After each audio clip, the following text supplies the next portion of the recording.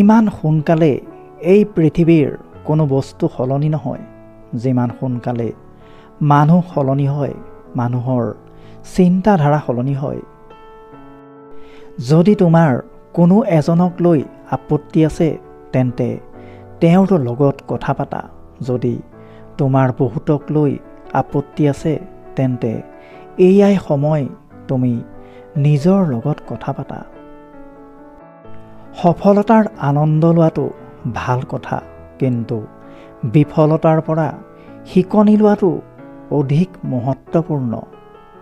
এই পৃথিৱীত এনেকুৱা বহুত ব্যক্তি আছে যিয়ে যোগ্যতাৰ ঢোল বজাই ফুৰে, কিন্তু তাৰ কোনো লাভালাভ তেওঁলোকে পোৱা নাই, কাৰণ তেওঁলোকে কষ্ট আৰু পৰিশ্ৰমৰ পিছত দৌৰা নাই।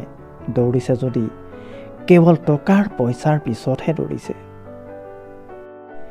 এজোপা গছে কেতিয়াও ইয়াক লৈ দুখ নকৰে যে কিমান ফুল হেৰুৱাইছে। গছে সদায় নতুন ফুল পাতৰ সৃষ্টিতহে মহত্ব দিয়ে। গতিকে তুমিও গছৰ নিচিনা জীৱনত কিমান কি হেৰুৱাইছা, এই দুখ বেদনা পাহৰি নতুন কি কৰিব পাৰা তাৰ ওপৰতহে গুৰুত্ব দিয়া, আৰু ইয়াতে জীৱনৰ সাৰ্থকতা পাবা। কেতিয়াও নিজকে আনতকৈ দুৰ্বল বুলি নাভাবিবা, কাৰণ প্ৰত্যেকৰে নিজৰ নিজৰ শক্তি আছে।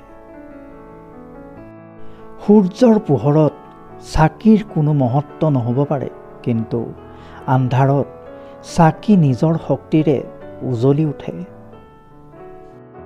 কাৰোবাৰ আগত শীৰ্ণত কৰি হাতযোৰ কৰি সহায় বিচৰাতকৈ শ্ৰেষ্ঠ এয়াই যে হাত দুখন কামত লগোৱা।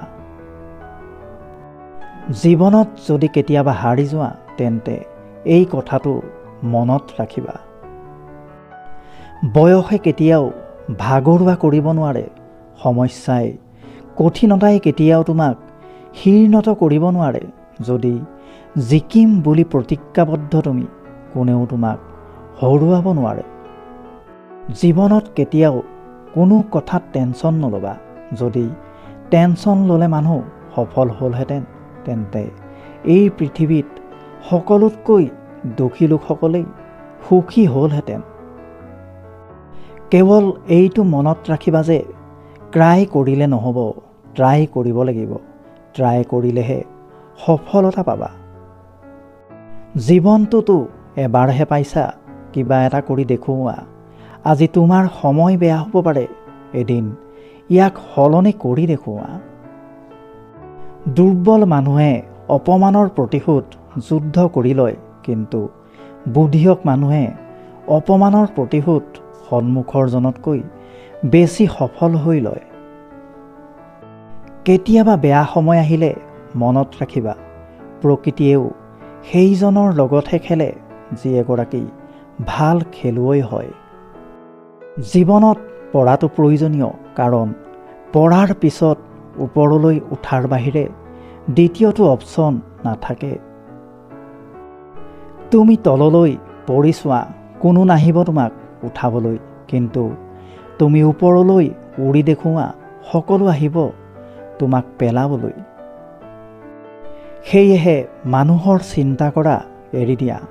মানুহে কি কৈছে কি নকৈছে সেইবোৰত ধ্যান নিদিবা। কেৱল এটা কথাত মন দিয়া, যিয়ে তোমাক সফলতা দিবলৈ সাজু হৈ আছে। আনৰ কপি কেতিয়াও নকৰিবা। নিজকে এনেকুৱা কৰা যাতে আনেহে তোমাৰ কপি কৰে। সমস্যাক কেতিয়াও আপত্তি নকৰিবা, কাৰণ যিয়ে কিবা এটা কৰিম বুলি ভাবে সেইসকলে সমস্যাক বহু পিছত এৰি থৈ আহে। আৰু যদি তুমি এতিয়াও নিজৰ হিচাপ মতেহে সপোন দেখা তেন্তে তুমি সঁচাকৈ দুখীয়া। কাৰণ সপোন দেখিবলৈ কোনো GST দিব নালাগে, ইনকাম টেক্স দিব নালাগে। শেষত এটা কথা সদায় মনত ৰাখিবা, যদি জয়ী হ'বই বিচাৰিছা তেন্তে নিজৰ সক্ষমতা বঢ়োৱা, কাৰণ ভাগ্যৰ ফলত কুকুৰ এটাইও ৰুটি এটুকুৰা পায়। যদি এই কথাখিনিৰ পৰা তুমি অলপ হ'লেও উৎসাহ পাইছা, তেন্তে যি কাম কৰিম বুলি ভাবি বহি আছা, আজি এতিয়াৰ পৰাই আৰম্ভ কৰা।